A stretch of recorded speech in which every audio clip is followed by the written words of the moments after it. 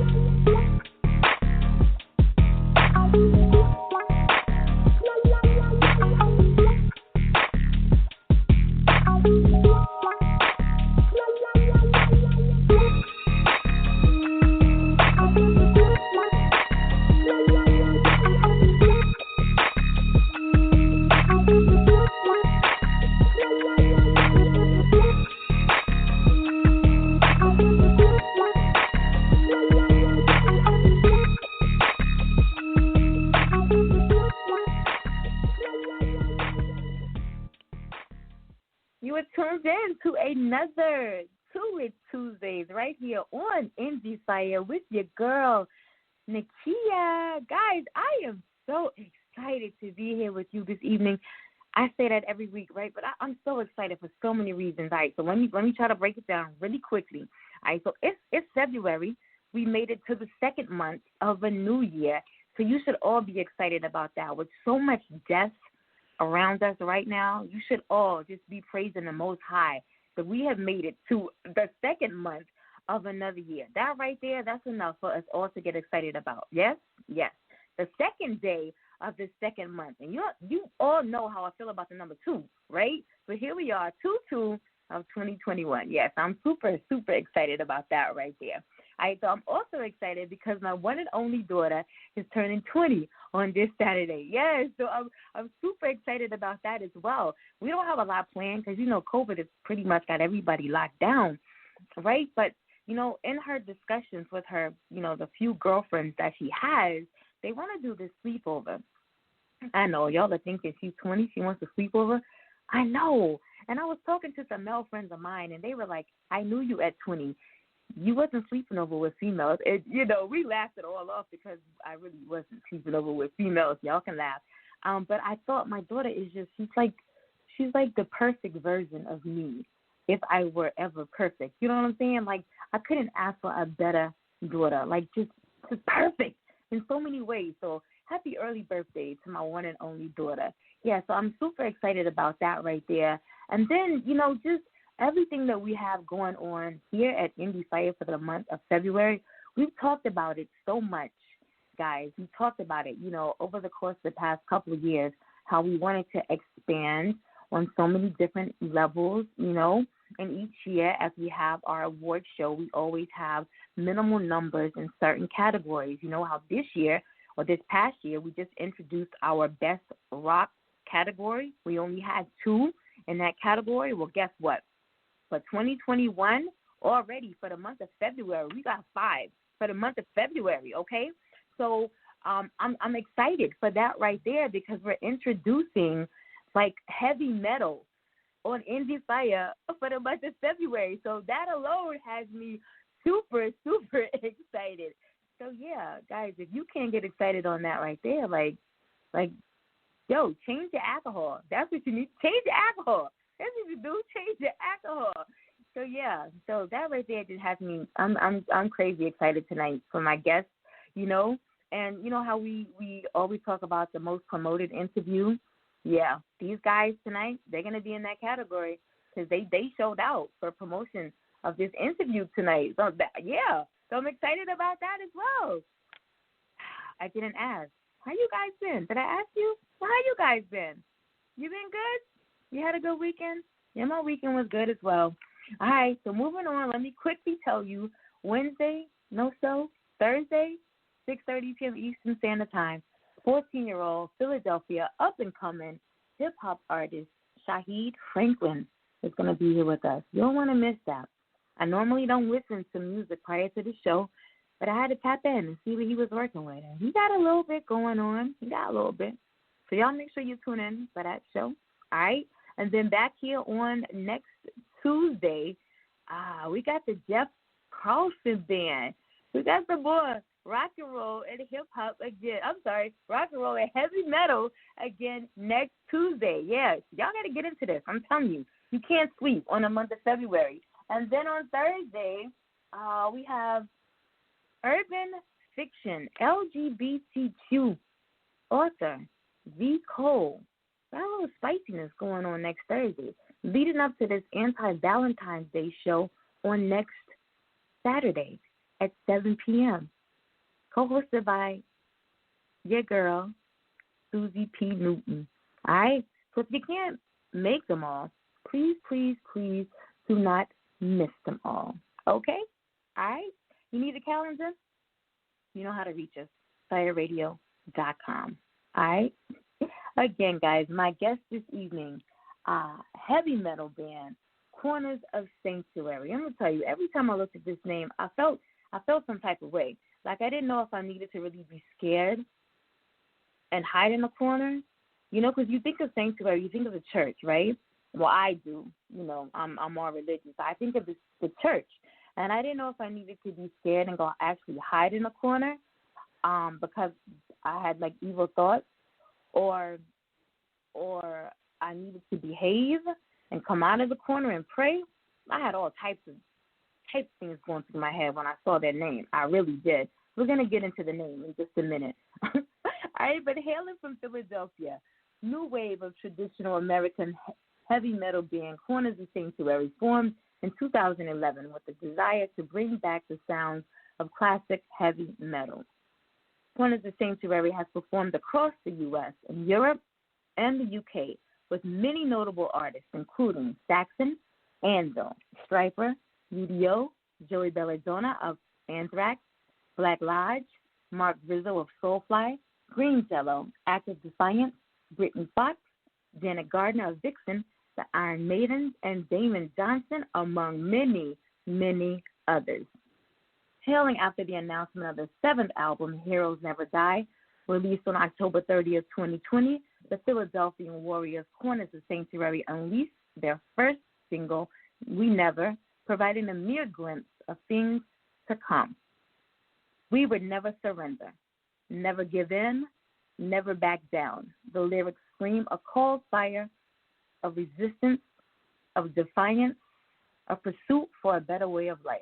Yet, for every purpose as this, one has to struggle, fight hard, put down an effort to reach goals, necessarily a walk in the park.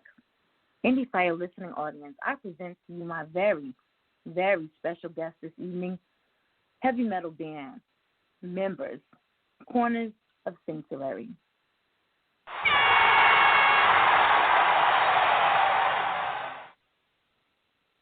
And joining me this evening, I have Mick Michaels and C. How are you this evening, fellas? All right. How are you? My mouth is dry. Hold on just a minute. Hold on. Okay. Well, there was a lot going on there. All right, I'm good. Now let's try this again. How are you both this evening? Amazing. How are you doing? I'm great. I wanted to say, as I segue into this right here, that, you know, here on Endie Fiya, we are, as I mentioned, we're all-inclusive. We cater to every genre. We firmly stand behind our mission to uplift, to inspire, and to entertain our listeners, you know, by providing a platform that gives all independent communities an avenue of expression to promote their brands and expand their followers, their fan base, as well as their supporters. And we've dabbled in, you know, alternative rock in the past, and we've had the melodic rock band Pressure here last year, you know, and as I've mentioned, we are fortunate to have rock and roll and heavy metal here this month. I'm so excited, again, to have you guys here with me this evening. But for those who may not be well-versed on, you know, exactly what heavy metal is, I want you to take the opportunity just to explain to them. You know, I grew up on I guess what would be classified as hard rock. You know, I love me some Guns N' Roses. You know what I'm saying? I love Aerosmith. Quiet Riot, you know what I'm saying? I listened to these guys back in the day, Led Zeppelin, AC/DC. I listened to them in the 80s. I'm telling my age now, but I listened to them in the 80s. You know, I like the hard rock and then the classic rock. But why was it, no, explain to them the difference between this what you call new wave of traditional American heavy metal and classic heavy metal. Just break it down for my listening audience very quickly. Well, you know, heavy metal kind of evolved out of that hard rock scene, you know, early Black Sabbath, Led Zeppelin, things of that nature. You know, it was bands that were maybe cranking up the distortion a little bit more, getting a little bit more aggressive, you know, really reaching past some boundaries that music had kind of laid in. This was happening in the 70s. It kind of started reaching its early peak in the late 70s, especially with the British invasion. They called it the new wave of British heavy metal. Bands like Judas Priest, Accept, you know, Grim Reaper, things like that, Iron Maiden. And it was that culture. It was a counterculture to the punk, to the pop, and to the hard rock that was kind of stemmed off of, like, you know, early Beatles and Rolling Stones. And once it came here to America, to the States, it started taking on yet another new form. You started getting bands like, you know, Queensryche and Sabotage, and it had this harder edge to it. And then, you know, as the 80s went on, it became more of a mainstream thing with the push of MTV, you know, and you had the hair bands, you know, with the big hair and the spandex and stuff. Mm-hmm. Kind of music just kept evolving. You know, heavy metal in its more traditional form, truer form, was still evolving at that point. You started getting the underground with thrash like Metallica, Megadeth, Anthrax, Slayer, those type of bands, and it's just been expanding into that. It's gotten into the more extreme aspects over the years, with the change in vocal, as they gone from clean vocal to, you know, the growling and screamo and the gutter type stuff. So it, you know, just like with any other form of music, it's gone through a transition. Does that help? Yeah. And so why was it so important for Corners of Sanctuary to bring back the classic metal sound? Well, for us, that's the music that we grew up on. That's kind of where we were coming from. You know, those early bands like Judas Priest and Accept, Iron Maiden, Black Sabbath, U.D.O. And at the time when this band was getting ready to form, we weren't hearing that kind of music anymore. It had gone someplace else. So we said, hey, you know, let's do stuff that's more reflective of our roots, the things that we want to hear more of that we weren't hearing at the time, and you know, kind of honor those people that were pioneers for our type of music, and then do it with a modern twist. As we kind of call it the classic sound of modern heavy metal, or the modern sound of classic heavy metal, however you want to look at it. This question just came in, and it seems like it's so right on time. I normally don't take questions, but it seems to be so right on time because you just mentioned something about growling and screaming. And so this is a listener question they asked, and it's a multi-part question. They want to know, what is home life like? Is it loud? And do you scream in normal conversation? Guys, they're actually talking normal. They're not screaming now, so I wouldn't think they would scream in normal conversation. Well, I'm Italian, so we scream all the time. If we're not screaming, he's Italian too. So here's the thing: Italians don't scream; they just talk louder than most people. Yeah, that's they're all. Just loud. So, yeah, they're just loud anyway. Yeah. Yeah, I mean, it is when we have like 5 TVs going on. Yeah. But I mean, yeah. And actually, if you talk to my wife, I guess I yell all the time because I've lost some of my hearing over the years. So yeah, I mean, so there is a lot of that. But believe it or not, it's not as loud as people would often think, because you kind of want to separate yourself from that. There's if you're doing it, I guess when you're younger, it's a lot easier to maintain that intensity of, you know, the music all the time at these at these great volumes. I don't think it's again, we're not just casual listeners. We're also kind of creators at the same time. So just like a roller coaster, you have to go up and down and get excited about the rise and the downward motion. So you gotta get into that flow to really kind of get creative all the time. And sometimes you can get creative in the quiet times. And I think that's a stereotype also. When you think of heavy metal, you just think of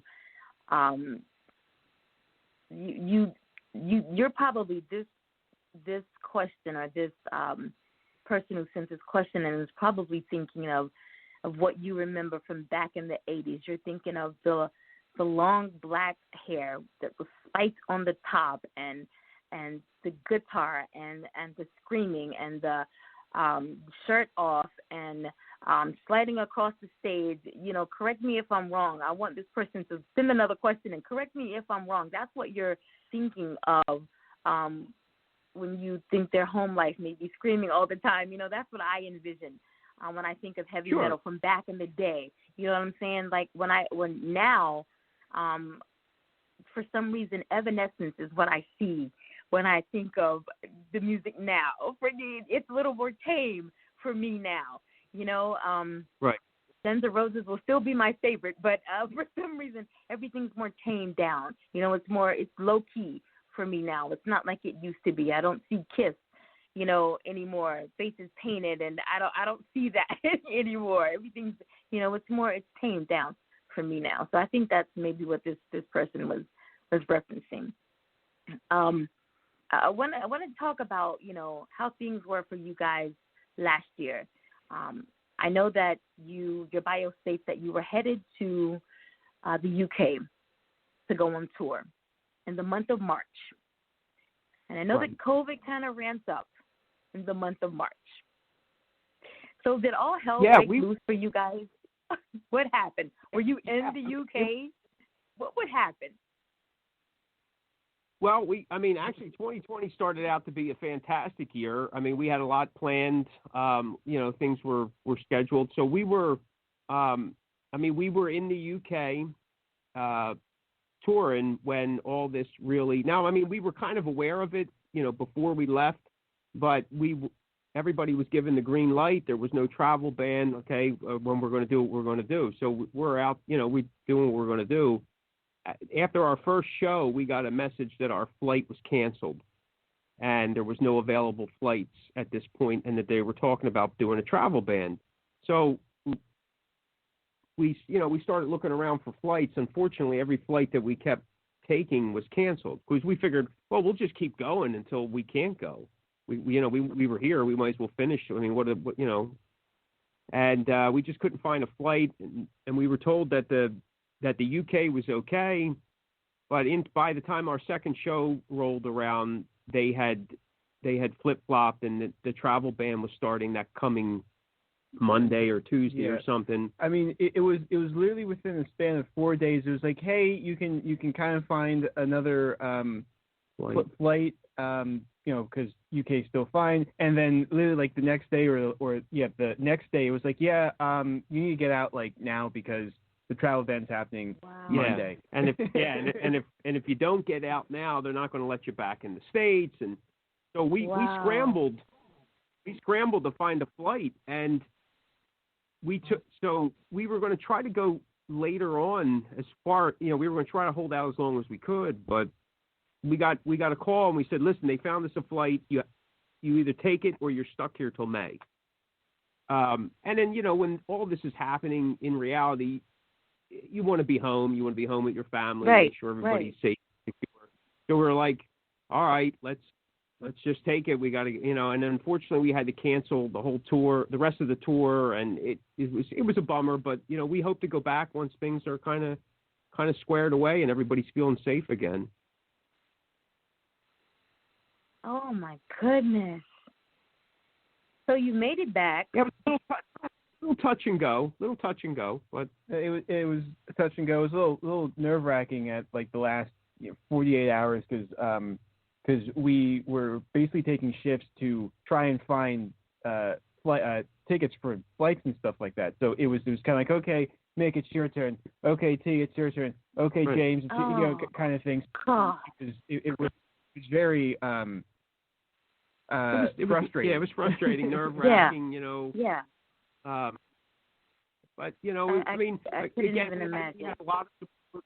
Yeah, we had a lot of support over there and here actually. So it was we couldn't have done it without those people kind of being in our corner. So we did get a good fish and chips meal though. I'll tell you that. We did. I came with peas, and actually those peas. I know we don't have peas like outside the house. Yeah. But like the peas were actually really good. Yeah, they were really good. It was really good. So it was definitely worth the struggle. Well, that's great. That's great. We have a lot of hip hop artists that are in the UK that speak of how great the fish and chips are there. So hopefully we'll get a chance to get over there, and when all of this dies down, we'll get a chance to get back over there and get a meal with them. But I know that you had a track, Quarantine Lockdown. Yes. Now, did this come out of? Yeah, it came out when we came back, we weren't sure what we took like 2 weeks to figure out. Well, now what do we do? Like everything, right. like we had a Southern U.S. tour in June that was canceled. We were a West Coast tour in the fall, which was pretty much canceled.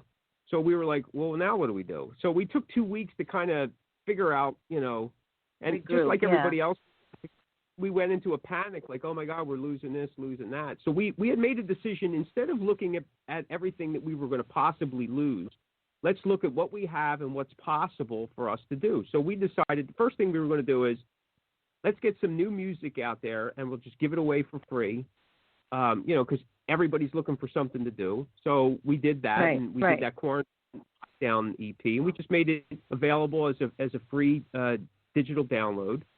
And then it gave us actual time to finish up our album that we were working on and off for the last year and a half because of touring. We'd start and then stop and start. So we were able to finish that as well. And then we did some other one-off singles. And I mean, we stayed pretty busy throughout 2020, considering we kept trying to book shows that would book. And then unfortunately, as we got closer to them, they would cancel because state to state, how everybody was doing something different. So it was very hard to plan too far into the future. The only thing that we knew that we had control of was what we were going to do and the music that we could write and get to the audience. And that's what we focused on.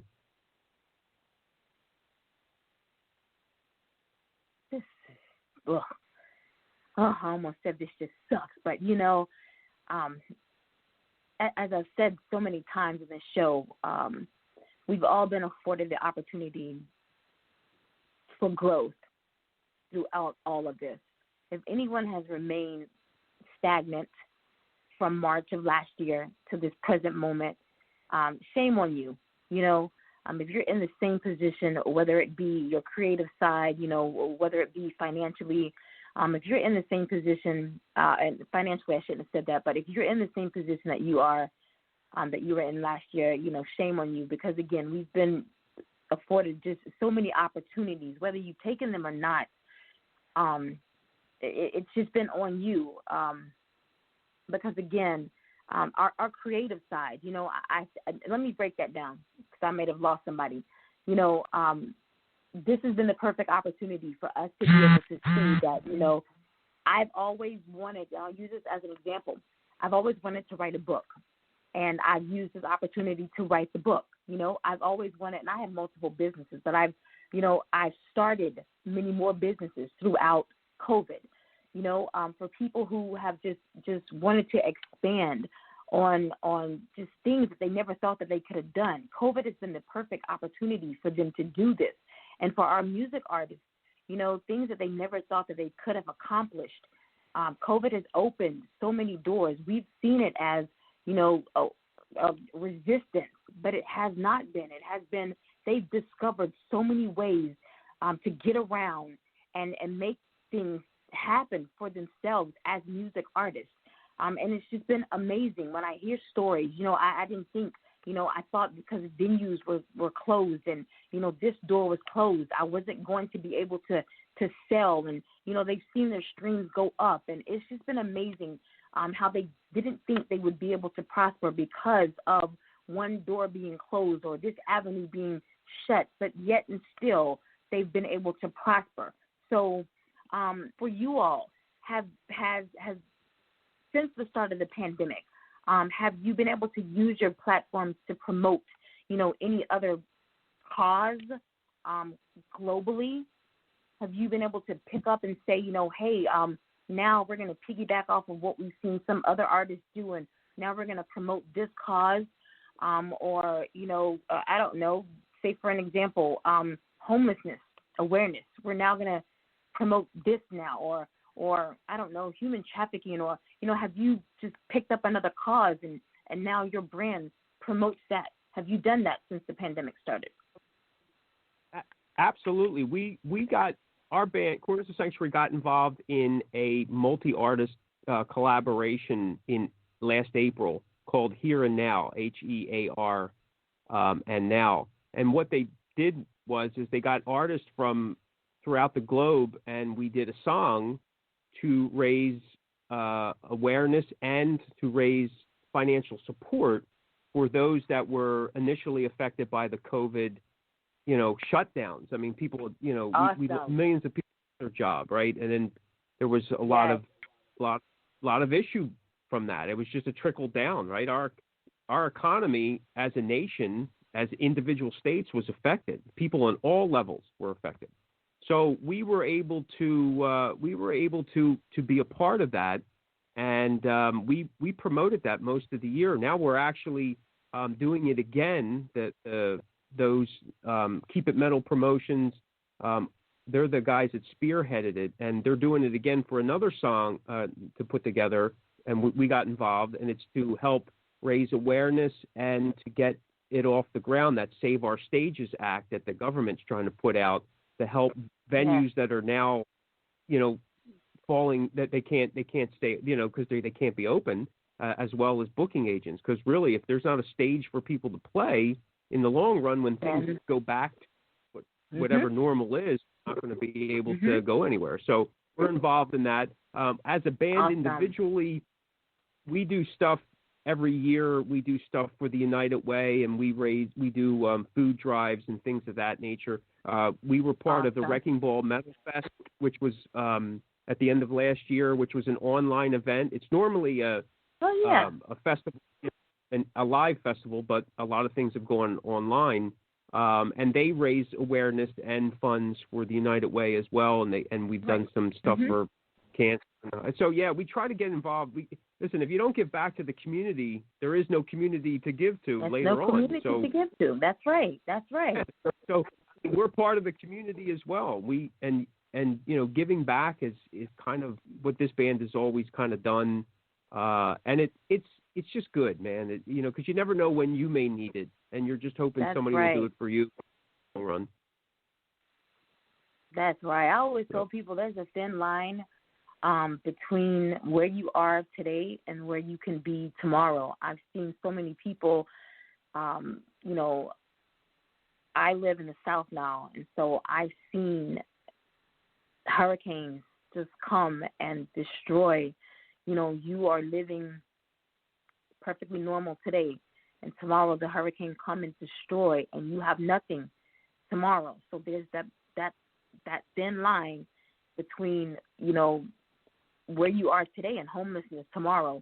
And so you never know when you can be in that predicament. You must treat people the way you want to be treated. And so I commend you guys. I'm big on that. These artists, you're never to be able to go out into the community and give back. These are the people that you want supporting you. And so you need to be able to go out and show your love and support to that same community. So I'm big on that. So I salute you all for what you do for the community and globally as well, because United Way is global. So big ups to you guys for that right there. I want to jump into the track that I have for you all. And as I read, and I'm reading straight from your bio, it says, we would never surrender, never give in, never back down.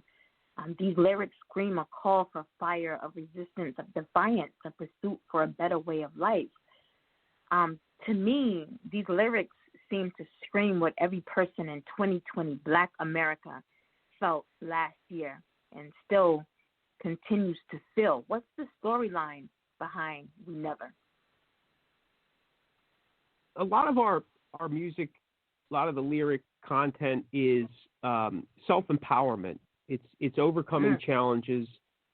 It's surpassing them, and really kind of like living true to your beliefs. And that those beliefs could be anything, and sometimes you're going to face, especially in our business, again, you have a lot of naysayers. People tell you can't do that, you can't do this, you can't do that.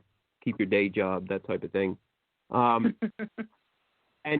yeah, I mean, we hear that quite often, believe it or not. But it's, if you're going to do it, then you better do it 100%, and you got to be true to yourself while you're doing it. And if you're going to hear all this, people are going to tell you how to do this, how not to do this. But at the end of the day, you have to face yourself, and if you're not doing that, you're going to have some regrets, and then you're going to be wondering. So if you're going to do it, do it. And if you're going to fail at it, at least you did it, and you take responsibility for it. And if you're going to be successful, that means you did it and you're taking responsibility for it. So just do whatever you can do and make the best of it. Every day isn't going to be a hit out of the park, but that doesn't mean it ain't worth trying. Go ahead and introduce your track, We Never, to our listening audience. This is We Never from our album Heroes Never Die from Corners of Sanctuary.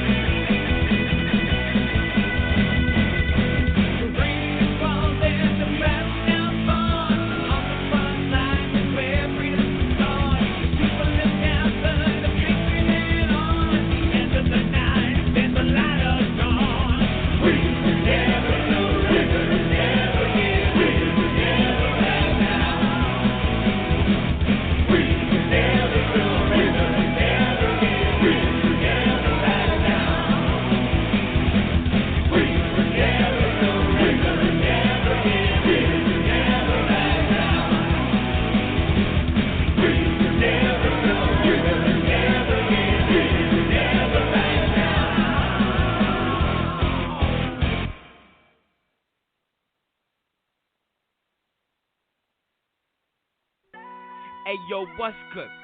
It's your boy Jerusalem from the Scarfella Music Group, and you on the air with the hottest station, Endie Fiya. With your host, Lil Timmy and Nakia. Right here, on the station bringing you all the hottest hip-hop hits, Endie Fiya. Let's get it. Delayed reaction, much. Yes. If you're just tuning in, you are live right here on Tune It Tuesdays on Endie Fiya with your girl, Nakia, and my very special guest, heavy metal band members Mick Michaels and T from Corners of Sanctuary. And that right there was We Never. Let me tell you guys, were you shocked like I was? I was a little shocked. I make it a habit not to listen to music in advance. I want to be just as excited as my listening audience, but I listened to that prior to. And so when the music came on, I've already heard this. That's because I listened to it in advance. So I had already knew what I was going to hear when the music came on, but I was still shocked. You know, when the beat dropped, I always get excited, so I'm around here dancing. So when the music stopped, I wasn't prepared. You know, that's why we had the delayed reaction there. Anyway, now I'm a little tired because I was around here, you know, I was in my heavy metal mode for a minute there. What did you guys think about that? I liked it because I was screaming the lyrics like we would never surrender. I was ready for the lyrics because I knew the lyrics. We would never surrender, never give in, never back down. I liked it. You like it? You like it? Yeah, I liked it too. Anyway, and as you stated, they write about self-empowerment, I believe he said. Don't quote me on it. I could be wrong. But that's what I took from it. You know, and I made it about 2020 Black America. But in general, right now, you know, that's what our country needs. We need to be empowered. We need to stand firmly on our beliefs and what we believe in. And like I could see myself waking up to that in the morning. Like that could be an anthem for me right there, first thing in the morning. That could be like my alarm. You know what I'm saying? I need that first thing in the morning when I'm late and I'm hitting the snooze button. I could definitely listen to that first thing in the morning. What do you guys think? Did you put that in rotation around here? Head nod? You think so? I could do that. You know what I'm saying? I could do that. I want to switch things up just a little bit, guys. All right, we talked about this before the show. All right, hip hop and hardcore are the most popular genres of music to date. But many people refuse to listen to one over the other. Now, we all know that music is the universal language.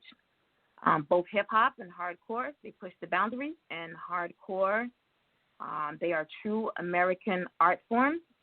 And even in 2007, I believe it was, the first time they allowed hip-hop artists to be admitted into the Rock and Roll Hall of Fame. Now, that right there shows us that, you know, even though these genres are distinctly different in style, that, you know, henceforth, both of these genres, they're going to share the same space by sharing legacies, you know, in the same hall. And I know, you know, as we all know, we have some very, very, I don't want to call them famous, but some of the best collaborations of hip-hop and heavy metal collaborations. We have like Linkin Park and Jay-Z. We have Tyler, the Creator, with Trash Talk. We have Gucci Mane has the Marilyn Manson song. But I want to know how you guys feel about the subgenre of heavy metal called rap metal. Right? We have artists like Rage Against the Machine and Biohazard, and even Kid Rock, who have they know the importance, you know, the importance of both the musical styles of hip hop and heavy metal, but they refuse to let either the metal or the rap element overshadow one another. What do you feel about subgenres like rap metal or even nu metal? Well, again, you know, being actually, I mean, subgenres have become the way to, or for a band or artist to create distinction for themselves. So it's just that, again, for us, it's kind of like it's always been something that's existed. I think where there isn't that separation as much as people think in terms of the artist to artist, where it's more the classification actually happens among fans and listeners, because to us it really is just all music, and there's different stuff. I mean, you're going to have, but you do have people that won't cross boundaries because of either there could be an uncomfortable feeling or maybe they're not quite clear on how to do it, or, again, what resonates well with people. But I don't really have a problem with it. I mean, early hip hop, like Fat Boys and cool those guys back, and then there was a lot of groove to it, which kind of carried over into a lot of the music that was happening even in the mainstream, whether they wanted to admit it or not. So, when Aerosmith and Run DMC got together in the late 80s to do, that a modern version of Walk This Way. Walk This Way. Cool. Yeah. Now, I mean, again, though Aerosmith wasn't really heavy metal, they were lumped into it by the 80s because a lot of those bands just fell into it. And it was just more of a money-making term than a true classification of the actual music or genre. But I thought it was really, it just kind of opened up the floodgates that kind of existed already. You just didn't see it in the mainstream.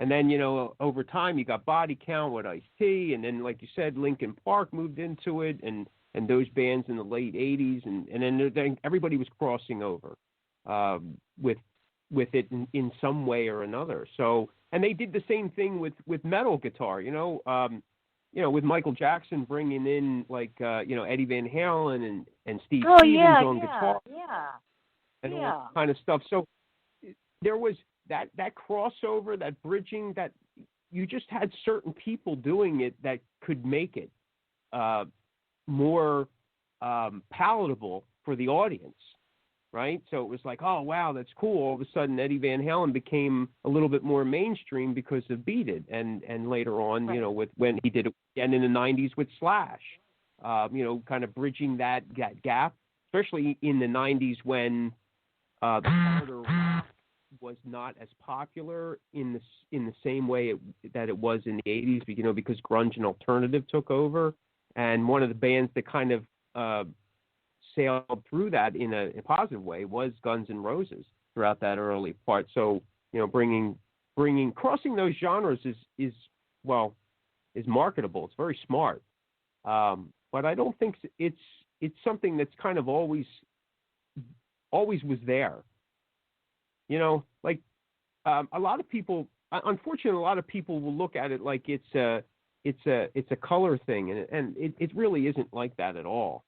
If you go back to the 60s during the Motown sound, those musicians that were providing the backbeat for all those Motown artists, they were both black and white. They were quality musicians, artists at the top of their game. True. Mm-hmm. And if that group wasn't together, you wouldn't have had what was called the Motown sound, right? Which then led into everything else that started to happen in the 70s, which led into disco. So, and regardless of what people wanted to classify it as, it just was so monumental in bridging gaps for artists in general to open up doors to a lot of different things. So I think it's always been a positive, in my opinion. Always been a positive, in my opinion. So do you think Corners of Sanctuary would consider crossing genres and putting out a rap metal track? Or do you think your fan base, they're just accustomed to the sound that you're giving them right now? I think you're always going to have people, fans or listeners that are kind of stuck in a niche. It just happens, right? I think it's part of the human condition. However, this band, now we haven't done anything rap type quite yet, we haven't found anyone to kind of go that route.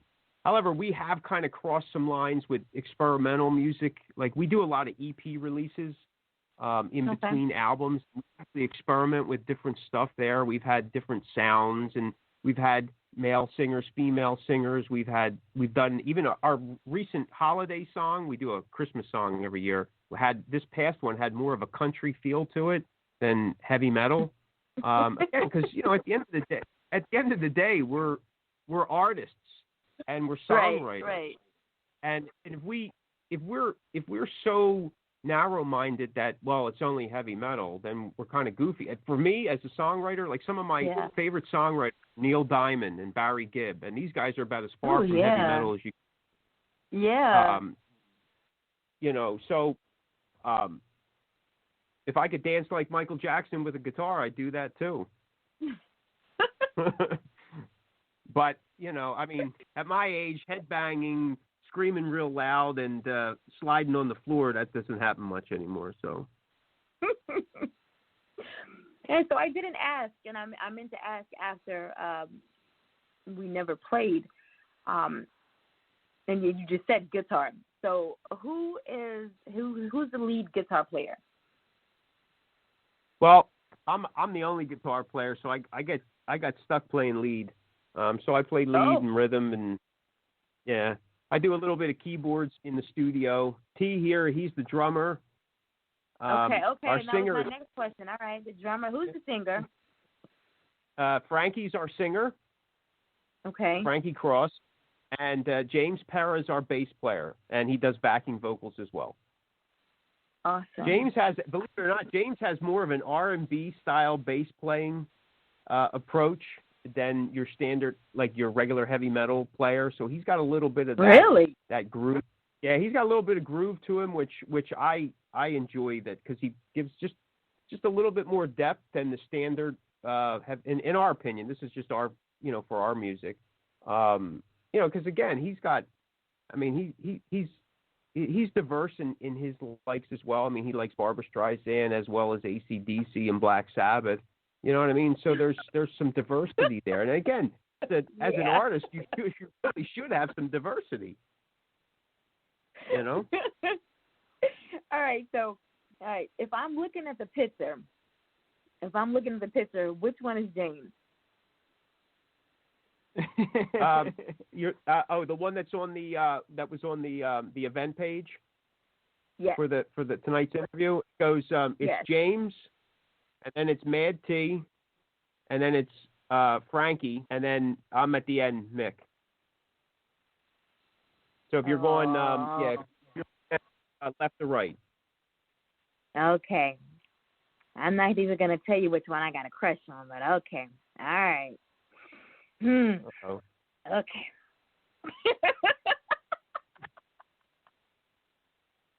It's probably James because we call him Big Daddy. We all got crushes on him. Did you say you all have crushes? Yeah, because we call him Big Daddy. That's his name. We actually don't call him James. We call him Big Daddy. So he. No, he doesn't have hair. He doesn't have hair. I have crush on one that's got a lot of hair. So. I don't know. So, how do you want your fans to remember Corners of Sanctuary? Well, again, like the band provided them like some good music. Really, it comes down to, at the end of the day, it's all about the music. All the members are, interchangeable. Unfortunately, but that's part of the thing. That's because there's of us are actually thinking solely about ourselves. We try to remove all that ego stuff that often happens in bands, and we focus on what's best for the music. Because if we're being true to the music, I think the listeners will know that. If we're trying to pull something off that isn't really true to us, though we may be able to do it once or twice, it's not really sustainable. And I think we're doing a disservice to the listeners, to the fans, because the truer we are to what it is that we do, I think that they'll have a better experience. We'll have a better experience, and we'll want to do it more often and share it with them. So I think that, you know, if it's about the music and they feel genuine about the music, then that's good enough for us. So, and if you had someone that were listening now, an aspiring rock or heavy metal artist, and they say, you know, I've listened to this interview, I've read their bio, I've heard their music, and, you know, I feel like I have what it takes. You know, I've been given 200%, and I definitely feel like I have what it takes, but maybe I'm missing something, you know. I'm just not getting where I need to go. I'm not, you know, I can't get my music played, you know, on any radio stations. I can't get booked, and COVID has nothing to do with it. You know, I can't even get, you know, an interview. What am I doing wrong? What piece of advice could you offer to this aspiring artist? The first thing I would say is, I hear you, man. I hear that, because, you know, everybody's struggling the same way, but on different levels. And so we understand that. I mean, there are markets that we can't get into. There are shows that we can't get on or get you know, involved in. There's just, everybody experiences that regardless of the level. I think the first thing you would have to do is determine what success means, and then if it's making $1 million, well, my grandfather used to say, you want to be a doctor, a lawyer, or an undertaker, you get them coming and going. The music business today, that's not as easy to achieve. So you have to define what your success is and what that means and looks like to you. And if that means you have a good following on Facebook, fantastic. And then how do you build on that? Or does that mean, you know, you're writing good material and you're releasing it? You know, what does that look like? So on and so forth. I think at the end of the day, just like how we look at the music, you got to be true to yourself. You got to be honest with yourself. You got to be true to yourself. If you believe in your heart of hearts that what you're doing can make a difference, not only for you, but for the people that you know, hear your music, then just keep going. There is, and not to sound whatever, but I mean, and someone told us this a long time ago, and you can look at it one way or the other, but like, there's an ass for every seat.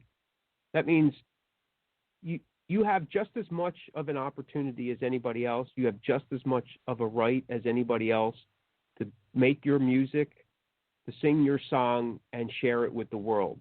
Now, what the world does with it, that's something that we don't have any control of.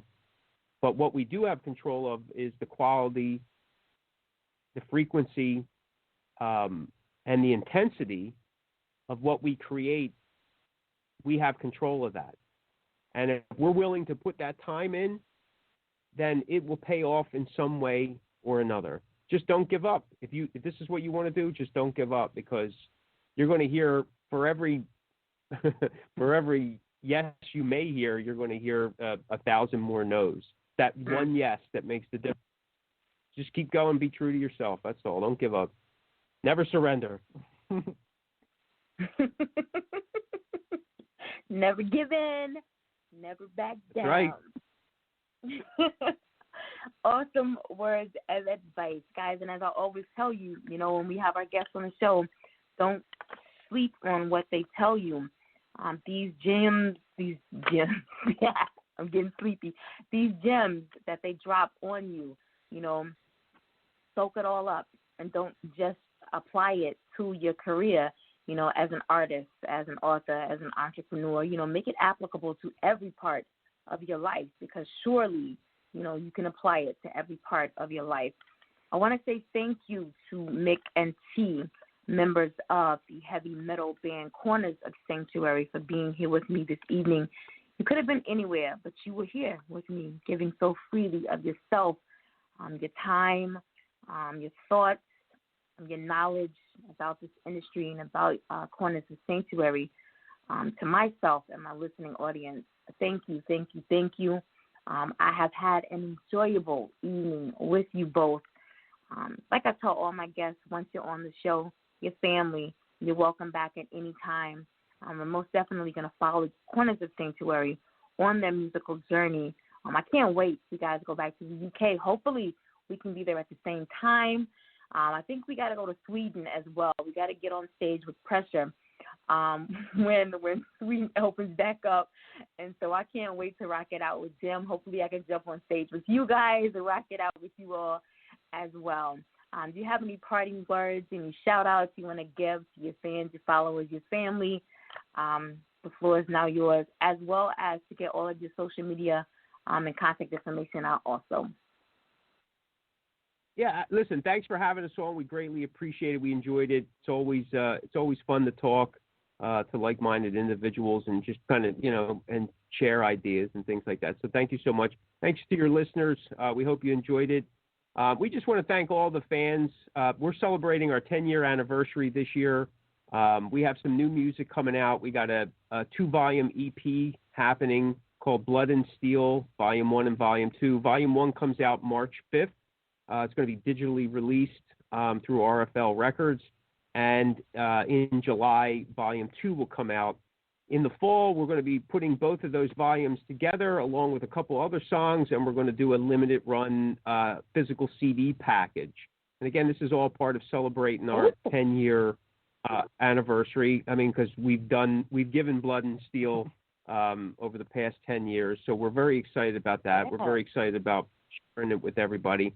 We had a big tour planned for this year. However, that probably isn't going to happen, so we spread the music out just a little bit more. So we want to thank everybody for all the support over the years that they continue to give us, because really without you guys, we would just still be in my basement playing. So thank you so much for that. And everybody that's been, our family and friends have been so supportive. It's not easy being married or connected or involved with a musician, people in a band, especially, ones that do nothing but scream and holler all day. So we thank you for that.